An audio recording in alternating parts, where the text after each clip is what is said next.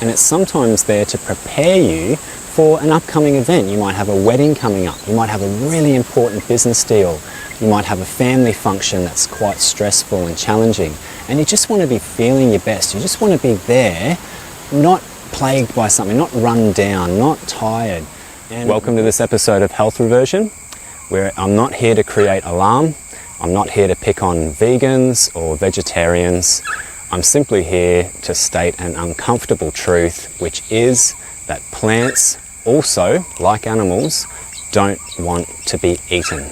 Quick scenario.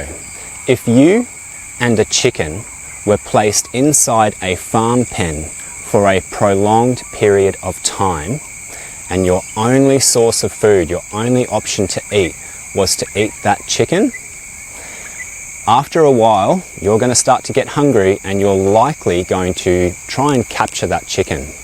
Now, is that chicken just going to roll over and say, yeah, eat me? Probably not. It's likely going to try and fly away. It's probably going to peck at you. It's going to scratch you. It's going to do all kinds of things because it knows its life is in danger, and it's going to do whatever it can to defend itself. Different scenario for you here now. Same pen, no more chicken, but you've got a collection of wheatgrass. So it's just you and the wheatgrass, and you start to get hungry after a certain period, and you think, wow, easy. I can just go and grab this wheatgrass. It can't defend itself. There's not going to be any problems. It's natural. It's produced by nature. I'm all good. Unfortunately, this couldn't be any further from the truth. What most people truly do not understand is that plants have an inbuilt defense mechanism.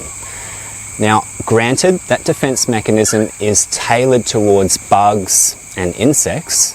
I get that.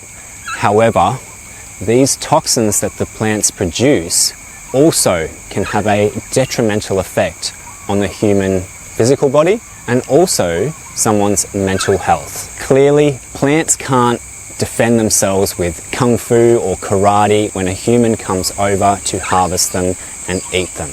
So instead, they're very clever, and they've been producing increasing levels of naturally occurring plant toxins. If anyone is feeling that this is too woo-woo and that this can't possibly be true because plants are high vibrational foods and they can't possibly be bad for us, well, no, generally speaking, they're not bad for us, but the quantities that we are consuming and the stress that the plants are under on this planet is causing them to become increasingly productive of these plant toxins, of these anti-nutrients, of these defense mechanisms. What a lot of people unfortunately don't realize and don't want to come to terms with is that our world, for us humans, is actually quite toxic. Whether it's the air we breathe, the water we drink, so the toxins in the air, the toxins in the water, and who knows what the constant radiation from Wi-Fi and cell towers are doing to us. Maybe they're doing nothing, but if they are doing something, then that's already enough of a stress for the human body to be under. So when we naively consume these healthy foods such as spinach and almonds and dark chocolate, cocoa, when we're consuming these in large quantities, what we don't realize is a lot of these foods, even though they're touted as superfoods, are actually extremely high in plant toxins. So we're actually adding to the toxic load in our bodies. So you've got the air, the water, the Wi-Fi radiation, a whole bunch of toxins that come in the packages of the foods that we eat. We're really under assault on this planet. I know it's not a nice thing to say, but it just is the reality. So a lot of people don't look at their diet and look at the foods that they're eating and go, maybe I can actually make some changes here, because it's at the supermarket. It's free. It's not free. It's legal a lot of the time. It's cheap. It's easily accessible. It can't possibly be bad for us. Food can not possibly be the reason for some of our health issues. Alright, so here are some of the most prevalent anti-nutrients or plant toxins that are out there. The first one is salicylates or salicylic acid. These are a family of plant chemicals found in fruits, vegetables, teas, coffee, jam, a whole range of nuts, seeds, alcohol, wine, pretty much anything that tastes good, anything that we regularly desire, unfortunately. They have natural, antibacterial and preservative qualities. That's what the plant produces them for. But for us, in high loads, that can become toxic. The next one is oxalates or oxalic acid, which is an organic compound that can be found in green leafy vegetables, a whole range of other vegetables, fruits, cocoa, seeds and nuts. Oxalates are an anti-nutrient. They're termed an anti-nutrient because they bind to minerals in your stomach. So when you consume a food, the oxalates actually bind to the nutrients in that food and basically prevent you from absorbing and actually getting the nutrients that you're eating in the first place. The other problem with oxalates, which I'll go into depth in another episode, is that they actually accumulate in the muscle tissue and the joints in the body. They like to find out the weakest spots in the body and they stay there rent-free, which is not cool. So people complain, oh, I've got a sore joint, or I haven't got the mobility I used to have in my shoulder. Sometimes this can be attributed to oxalates, but nobody really wants to talk about that because we don't want to give up our chocolate. We don't want to give up our almonds and our green smoothies that we think are healthy for us when they're actually not. The next one is the lectins. Lectins can be defined as proteins that bind to carbohydrates. They resist being broken down in the gut and therefore they enter the bloodstream sometimes and the body thinks that it's under attack. It's got a foreign invader in there because it doesn't recognize the lectin because it hasn't been able to be broken down by the digestive system into components that the body would usually recognize. So this can be problematic, and again, they stem from plant foods. The next one is phytates or phytic acid. These are substances found in plants that can bind also, like oxalates, to minerals in the gut before they're actually absorbed by the digestive system. Phytates unfortunately also reduce the digestibility of starches, protein and fat. And the last one is saponins. These are some of the most diverse groups of plant natural products, with one of their roles being the defense of the plant against bugs, insects, herbivores. So in other words, the plant creates the saponins to defend itself against herbivores, people like us eating them. I know this can seem really hopeless. I know this is not good news. I seem to be creating episodes on YouTube about things that aren't really great news. But on the flip side of that, if we can get these things under control, if we can consume levels of these plant toxins that's much lower, we can see incredible benefits and incredible changes in our health, just our general energy, better sleep, skin conditions that have been plaguing us just going away. There's all kinds of wonderful results on the other side of this particular way of eating. The truth is that there are a range of safe and highly nutritious whole foods that, yes, predominantly come from animals. However, there are still some select vegetables, select fruits that you can consume when you're eating a low food chemical diet or eating regime, just for a period of time. It's not forever.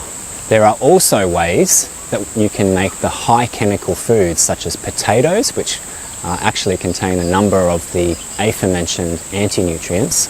There's a way that you can prepare them through cooking that can reduce those levels significantly. We'll go into more detail in future episodes about how to detox from these plant nutrients. So for a lot of people, their levels are up here, they're very high, they're continuously eating these plant foods, including them as staples in their diet, thinking I'm doing the right thing, but really they're just keeping toxic levels of naturally occurring chemicals high in their bodies, which possibly is overwhelming their detoxification pathways, and they're having symptoms, they're not feeling their best, they're not as healthy as they would like to be. So in summary, the aim of this video is to introduce the range of anti-nutrients and plant toxins that are contained in our plant-based foods. They're not all evil. I'm not saying completely exclude plants. I'm saying take responsibility for your health. Be selective with the particular plants that you eat. And it doesn't have to be forever. It doesn't mean that you can never have chocolate again. It doesn't mean that you can never have spinach again, or almonds, or any of these really high food chemical foods. But it just means that for a period you're going to detox. And I know traditionally detox has been associated with green drinks and juices, but what that actually does is it concentrates these plant chemicals into these glasses of juice. So you're taking like 5 or 6 or 7 oranges or whatever it happens to be, all of those plant anti-nutrients, and you're concentrating it into a small glass of juice, and then you're having that thinking that you're detoxing. Most of the time you're actually increasing substantially the toxic load. So the detox that I'm going to recommend in a future episode is actually based on animal products and refined grains and plain dairy. And I will go through that in detail. I know that sounds absolutely crazy to be doing a detox using animal products, plain dairy and refined grains. But until you put this sort of thing to the test, until you actually try this, and it doesn't take long, it only takes a day or two to start seeing the effects, to have that anxiety that you might be plagued with just settle, to be sleeping that little bit better, to have some skin blemishes disappear that were once plaguing you, to just feeling generally better and having more energy. Many of these plant foods are very stimulating for the central nervous system. So people complain, oh, I can't get to sleep at night, I'm having trouble, and it's like the foods that you've eaten throughout the day have just been hammering that central nervous system constantly. And the body is just having trouble really winding down. People think they're stressed about something, or they can't get their mind to shut off about another thing. The salicylates are definitely a culprit here, but the rest of the anti-nutrients play a role as well. I'm not trying to sound drastic here, but just like somebody that has an addiction to illicit drugs or alcohol will enter a period in rehab or rehabilitation to detox and to stop the consumption of those particular substances, this is exactly the same. We don't realize how stimulating our food can be, particularly with these plant toxins in them.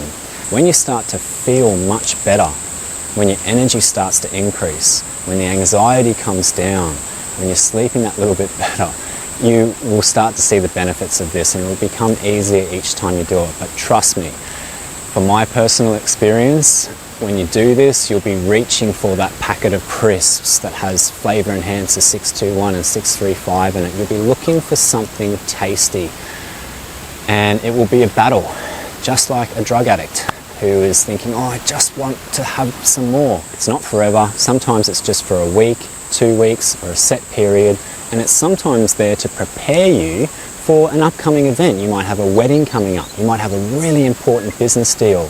You might have a family function that's quite stressful and challenging, and you just want to be feeling your best. You just want to be there, not plagued by something, not run down, not tired.